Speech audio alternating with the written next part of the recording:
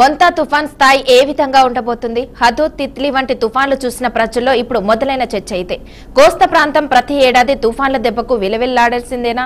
అధికారులు ఎంత అప్రమత్తంగా ఉన్నా ఎలాంటి చర్యలు చేపట్టినా తీర ప్రాంత వాసులు నష్టపోయేదెంత? ఇప్పుడు గోదావరి జిల్లా వాసుల్లో ఇదే భయం మొదలైంది. ఈ రోజు కాకినాడ తీరం దాటపోతున్న మొంతా తుఫాన్ గత తుఫాన్లతో పోలిస్తే ఏ స్థాయిలో ఉండబోతుంది? దీనికి సంబంధించిన పూర్తి సమాచారం మా కాకినాడ ప్రతినిధి శేఖర్ అందిస్తారు. శేఖర్, చెప్పండి. తీరం ఒకసారి మీరు చూడొచ్చు, ఉప్పెనలా ఎగిసి పడుతోంది. అసలు మోందా తుఫాను స్థాయి ఎలా ఉండబోతోంది? మోందా తుఫాను ఎఫెక్ట్ కి తీరం దాటే సమయంలో కాకినాడ తీర ప్రాంతం ఎలాంటి ప్రమాదానికి గురి కాబోతోంది? ఇప్పటికే అధికారులు అయితే అలర్ట్ చేశారు. అసలు గత తుఫాన్ల నేపథ్యంలో మోందా స్థాయిని ఒక్కసారి ఇప్పుడు ఎవరికి వాళ్ళు అంచనా వేసుకుంటున్నారు. దాదాపు 1971 నుంచి ఇప్పటి వరకు చూసుకుంటే దాదాపు 60కి పైగా తుఫాన్లు ఇప్పుడు చూశారు. ఈ 60 తుఫాన్లలో బాగా గుర్తుండిపోయే తుఫాన్లు ఏ అంటే అప్పట్లో 1971లో వచ్చిన తుఫాను, తర్వాత 77లో వచ్చిన తుఫాను, అలాగే 1996లో వచ్చిన తుఫాను. ఒక్కొక్క తుఫాను తీవ్ర నష్టాన్ని అయితే మిగిల్చి వెళ్ళాయి. దివిసీమ ఉప్పెన చాలా మందికి గుర్తుండే ఉండొచ్చు. దివిసీమ ఉప్పెన వల్ల కోనసీమ వాసులు ఎంత కష్టాలు పడ్డారు. అలాగే 96లో వచ్చిన ఉప్పెనకి కోనసీమ మొత్తం అతలాకుతలం అయిపోయింది. ఇప్పుడు తాజాగా మళ్ళీ ఇప్పుడు 2025లో తుఫాను ఎలాంటి చరిత్ర సృష్టించబోతోంది అనే టెన్షన్ వాతావరణం అయితే అందరిలో మొదలైంది. ప్రధానంగా తుఫాన్లు అనేవి ఎక్కువగా 2 సార్లు వస్తాయి. ప్రతి ఏడాది కూడా ఖచ్చితంగా తుఫాను కష్టాలు పడాల్సిందేనా? ప్రతి ఏటా కూడా ప్రతి మనిషి జీవితం కూడా తుఫాన్ను దాటి వెళ్లే ప్రయత్నం అయితే ఉండదు. మే నెలలో ఒకసారి ఖచ్చితంగా తుఫాన్ వచ్చే అవకాశం ఉంటుంది. అలాగే అక్టోబర్, నవంబర్ లో కూడా ఖచ్చితంగా తుఫాన్లు వచ్చే అవకాశం ఉంటాయి. అయితే మే నెలలో వచ్చే తుఫాన్ల కారణంగా ప్రధానంగా ఉద్యానవన పంటల ద్వారా ఎక్కువ నష్టం కలుగుతుంది రైతులకి. కానీ ఇప్పుడు ఈ అక్టోబర్, నవంబర్ లో వచ్చే తుఫాన్ల కారణంగా వరి రైతులు ఎక్కువగా నష్టపోతా ఉంటారు. ఆ నష్టం ఏ స్థాయిలో ఉంటుందో తెలియదు. ప్రధానంగా ఇప్పుడు ఈ మోందా తుఫాన్ ఎఫెక్ట్ తో ఖచ్చితంగా కొబ్బరి రైతులు, అలాగే అరటి రైతులు, దానికి మించి విద్యుత్ శాఖ కూడా తీవ్రంగా నష్టపోయే అవకాశం ఉంటుంది.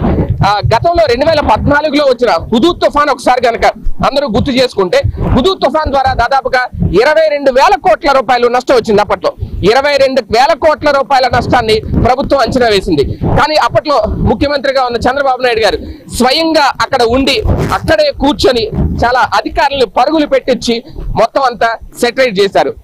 త్వరగా కోలుకునేలా చేశారు. ఉత్తరాంధ్రలో ప్రధానంగా విశాఖలో తీవ్ర నష్టాన్ని మిగిల్చిందని చెప్పాలి హుదూద్ తుఫాను. అయితే ఇప్పుడు ఈ మోందా తుఫాను కూడా దాదాపుగా ప్రస్తుతం 100 కిలోమీటర్ల నుంచి 110 కిలోమీటర్ల వేగంతో రాబోతుంది. మీరు చూడొచ్చు ఆ వేగం ఏ స్థాయిలో ఉంటుంది అనేది. నా వెనక ఉన్న సముద్ర ప్రవాహం చూస్తూ ఉంటే, సముద్ర కెరటాలు చూస్తూ ఉంటే, ఒక రాకాసి అలలుగా వస్తున్న ఈ సముద్రాన్ని చూస్తూ ఉంటే అర్థమవుతుంది. మోందా తుఫాను స్థాయిని ఇప్పటికే అధికారులు అంచనా వేశారు. అందుకే అప్రమత్తం చేశారు. తీర ప్రాంత వాసుల్ని, సముద్ర తీరంలో ఉన్న ప్రతి మత్స్యకారులు కూడా సురక్షిత ప్రాంతాలకు తరలించారు. దాదాపు 269 పునరావాస కేంద్రాలు ఏర్పాటు చేశారు. ప్రత్యేక బృందాలు రంగంలో దిగి రెవెన్యూ డిపార్ట్మెంట్ దగ్గర నుంచి, విద్యుత్ శాఖ దగ్గర నుంచి మొత్తం అన్ని శాఖలు సమన్వయంతో ప్రజలకి ఎలాంటి నష్టం కలగకుండా, ఒక్క ప్రాణ నష్టం కూడా కలగకుండా, ఆస్తి నష్టం కూడా తగ్గించే విధంగా ఎక్కడికక్కడ అప్రమత్తం చేస్తున్నారు. మోందా తుఫాను స్థాయి అంచనా వేసే విషయంలో ఇప్పటికే భారత వాతావరణ విభాగం అన్ని శాఖల్ని అలర్ట్ చేసింది.